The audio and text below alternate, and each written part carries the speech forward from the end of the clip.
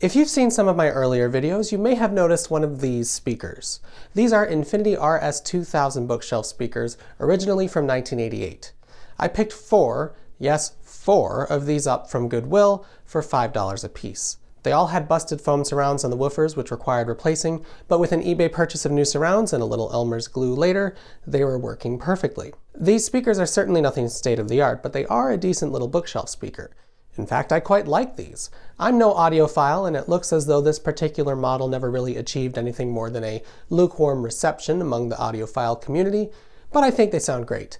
I've grown to appreciate clarity and definition more than a booming bass, so the limited bass response on account of the 6.5-inch woofers doesn't bother me much. I use these on my desk as computer speakers, and the other pair sits hooked up to my TV.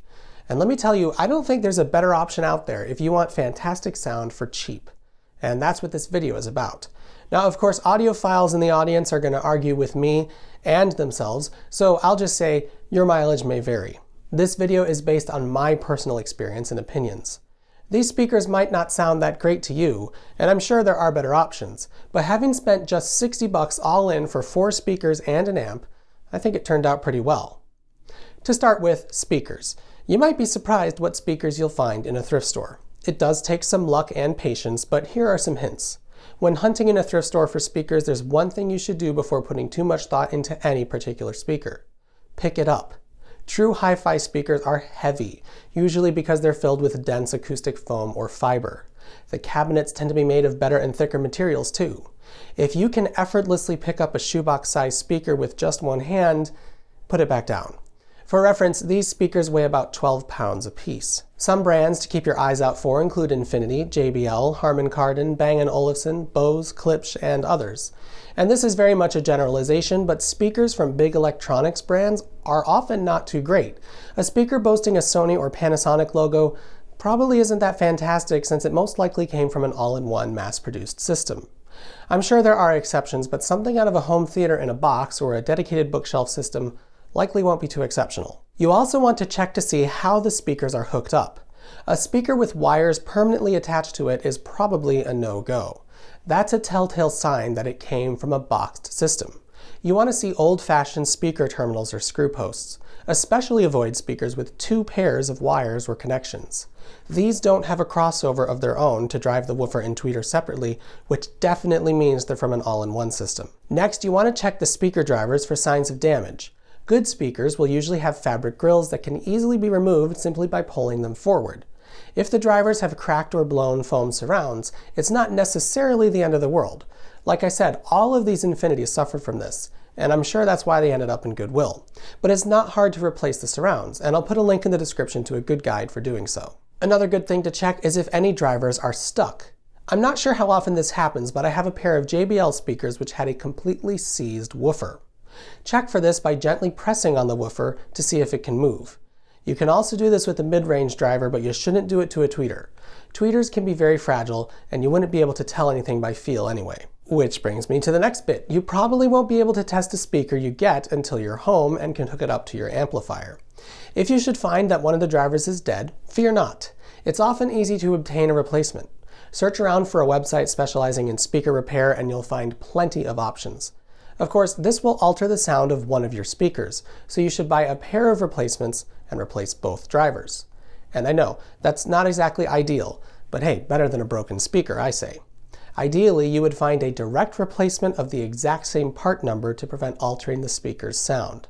But good luck with that. These are the JBL speakers which had the seized woofer. I use these with my stereo and they're pretty good to my ears. Not as detailed as the Infinities though. You'll also notice that they are white. Where'd the old school wood grain go? Well, here you can get creative. One of the nice things about buying old speakers for pennies is that you can do crazy things like paint them or replace the speaker grill cloth without regret. And in this case, I've done both. I would have been happy to keep the original finish, but these were very beat up and needed some TLC anyway. I figured why not go with something a little more modern. And finally, what about an amp? The audiophiles will not be happy with this, but I really like these little 20-watt amplifiers you can get on Amazon for 20 bucks or so. They're perfect for a PC setup and can rest next to your monitor rather unobtrusively, and you still have access to the volume and tone controls. Or if you're feeling adventurous, you can mount them to the underside of your desk for even more flexibility.